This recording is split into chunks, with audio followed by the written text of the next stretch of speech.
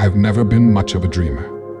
In fact, when I sleep, it always feels like flipping a light switch off and then back on. In the rare occurrences where I do dream, everything is disjointed. When I wake up, I immediately forget everything that took place. But what's strange is that when I try to really remember, I start to feel panic creep through me.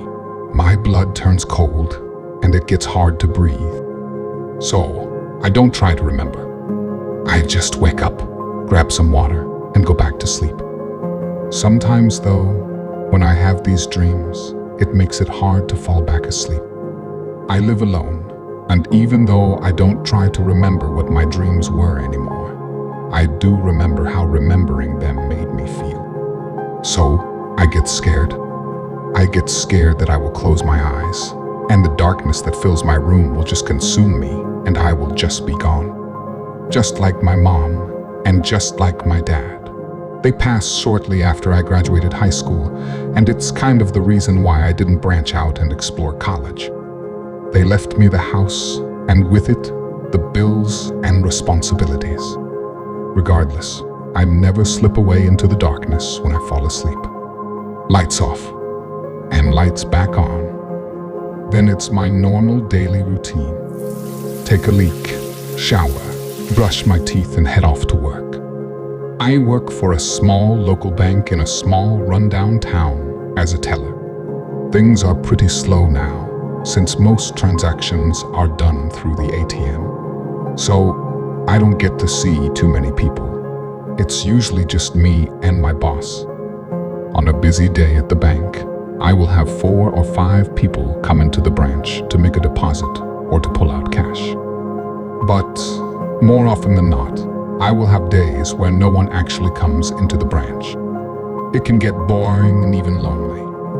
But that has been the story of my life anyways.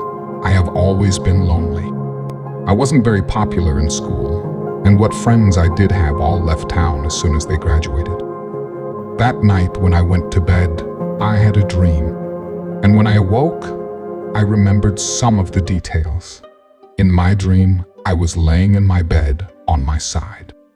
I couldn't move. I was paralyzed. And there was something standing in front of me. Something human, but not quite human. My eyes focused a bit more, and I began to make out that it was a child. They stood stock still with their arms held stiffly at their sides. They were deathly pale with gray-blue lips. Their eyes and hair were jet black, and tears of blood streamed down their face. It was their eyes, though, that really got me. The eyes that stared, but they weren't staring at me. They were staring at something behind me. I tried to move. I tried to scream. I tried everything. But all I could do is let out a pathetic whine. And then the child began to raise their right arm to point to something. Something behind me.